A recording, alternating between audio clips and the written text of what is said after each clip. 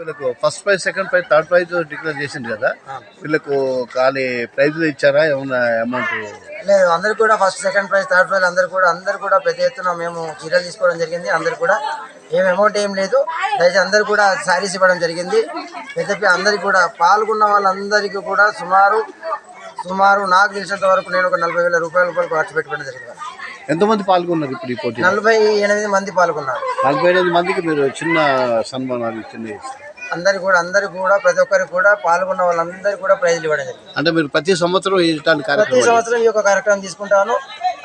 కాలనీలో అందరు కూడా నేను ఒక సుపరిచితుని, అందరు కూడా తెలుసు, ప్రవీణ్ కుమార్ ప్రతిసారి ఈ ప్రోగ్రామ్ పెడతా ఉంటాడు. కాకపోతే ఈ సంవత్సరం నా సొంతంగా, ప్రతి సంవత్సరం ఏముంటుందంటే మా కాలనీ వాసులు పెట్టి, కానీ ఈసారి నా సొంత నిధులు పెట్టుకొని, ఎందుకంటే ఉత్సాహ పిల్లలందరూ కూడా ఉత్తేజపరచాలి, కాలనీ వాసులందరూ కూడా సంక్రాంతి సంబరాలు తెలియాలని ఉద్దేశంతో ఈ యొక్క కార్యక్రమాన్ని తీసుకోండి.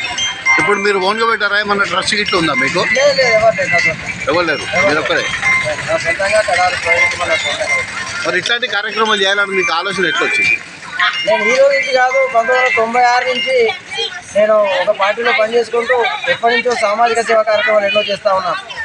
నేను కాకపోతే మీరు మమ్మల్ని చూసినో నాకు తెలియదు, కానీ నేను సామాజిక కార్యక్రమాలు ఎన్నో కూడా చేస్తూ ఉంటాను. అందరికీ మామూలుగా ముసలి వాళ్లకు అన్నదాన కార్యక్రమాలు, అందరికీ కూడా పండ్ల పంపిణీ, తర్వాత హాస్పిటల్లో ప్రోగ్రామ్స్, ఎన్నో కార్యక్రమాలు తీసుకుంటా ఉన్నారు. అదేవిధంగా విద్యార్థులను ప్రోత్సహించాలని వారికి క్విజ్ కాంపిటీషన్స్ పెడతా ఉంటాను. ఇవన్నీ కూడా ప్రతి సంవత్సరం చేస్తూ ఉంటాను. ఇప్పుడే కాదు, కాకపోతే గత 4 సంవత్సరాల నుంచి ఈ యొక్క కార్యక్రమాలు తీసుకున్నాను. 1996 నుంచి నేను ఆర్గనైజేషన్లో పనిచేసుకుంటూ ఈరోజు కాంగ్రెస్ పార్టీలో ఒక జిల్లా కమిటీలో పనిచేస్తూ ఉన్నాను.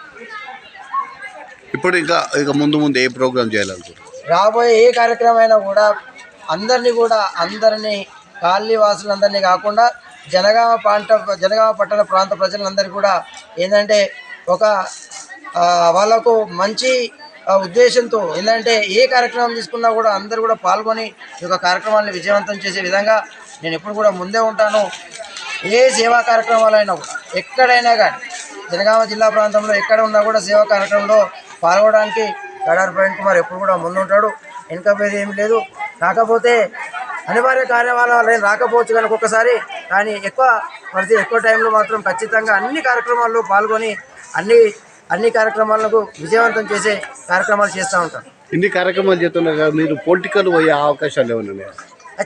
ఖచ్చితంగా ఈసారి నేను అనుకుంటున్నాను, జనగామలో 8వ వార్డులో మరి రిజర్వేషన్ వస్తే ఖచ్చితంగా కౌన్సిలర్గా నిలబడదామన్న ఆలోచన ఉంది.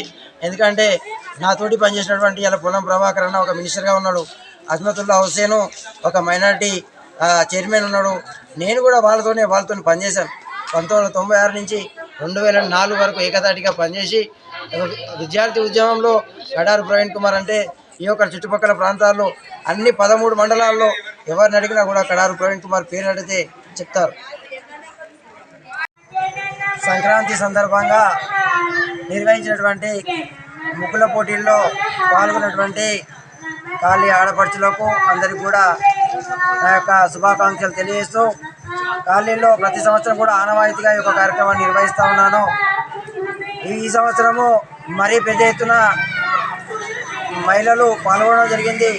మేము అనుకోలేదు ఈ విధంగా వస్తారని చెప్పి, కానీ ఈ యొక్క కార్యక్రమాన్ని పూర్తిగా విజయవంతం చేసినటువంటి అక్క చెల్లెళ్లకు, ఆంటీలకు అందరూ కూడా ప్రత్యేకమైన ధన్యవాదాలు. ఎందుకంటే సంక్రాంతి పండుగ సంవత్సరానికి ఒకసారి వచ్చే పండుగ, అందరం కూడా సుఖ సంతోషాలతో మంచిగా చేసుకోవాలని చెప్పి ఈ సందర్భంగా అందరూ కూడా మరొకసారి సంక్రాంతి పండుగ శుభాకాంక్షలు తెలియజేస్తూ ముగిస్తున్నాను.